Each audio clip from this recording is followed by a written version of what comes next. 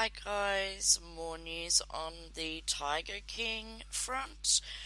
So it looks like a federal judge has granted Carole Baskin's big cat rescue control yesterday of Joe Exotic's former zoo properties in Oklahoma, finding that they were fraudulently transferred to avoid paying her under $1 million trademark judgment.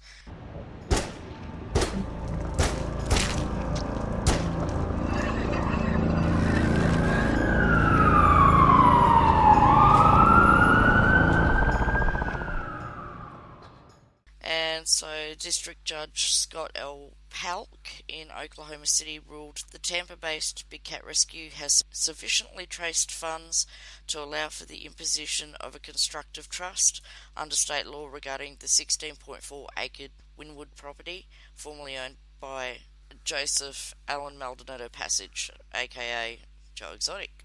Interestingly, it seems to be that there's fraud on both sides with these documents, and this week I'll be releasing part one of those forgeries, followed by part two, which is emails from the Carole Baskin's housekeeper talking about the notary seal, which is like a stamp. Here we have JP's, Justice of the Peace, but it's a similar thing. Getting back to this, Big Cat Rescue's constructive trust and equitable lien in and to the building shall survive any physical or title transfer of the building and shall follow any proceeds, except as to a good faith purchase from value, the 11-page order stated. Big Cat Rescue sued Exotic's mother, Shirley, in 2016, claiming fraudulent transfer of the property, featured in the Netflix documentary, which I think everyone has seen. If you haven't, you need to go watch that. Big Cat Rescue is also awarded control of several cars and cabins on the property.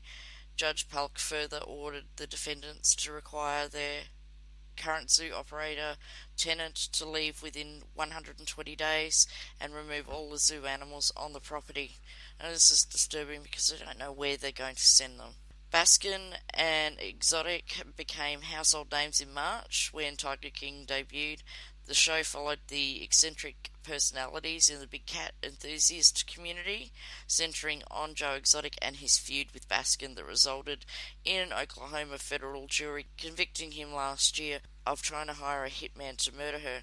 If you remember, jurors only needed a few hours to convict Joe on 2 counts of murder for hire, 8 counts of violating the Lacey Act for falsifying wildlife records, and 9 counts of violating the Endangered Species Act. Prosecutors said during trial that Exotic tried to have Baskin killed since 2016, and he offered undercover federal agents $10,000 to do the job.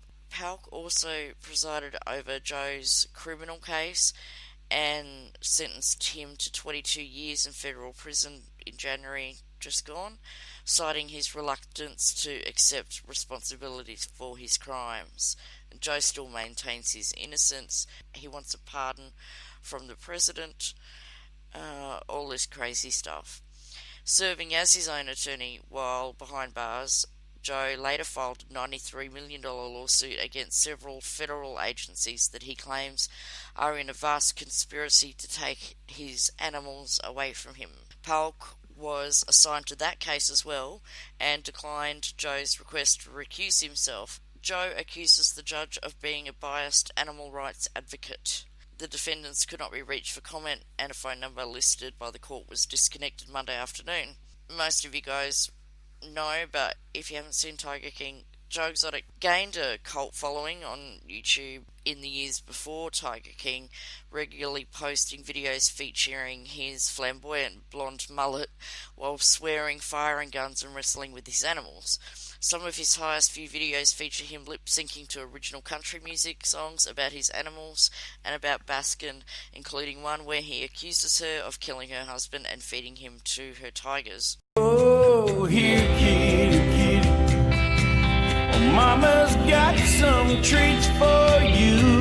Oh, here. Joe is currently being held at Federal Medical Center in Fort Worth in Texas. He was transferred to the medical prison in March when the Oklahoma County Jail he was at had other inmates test positive for COVID-19, so he'll be there for a little while yet.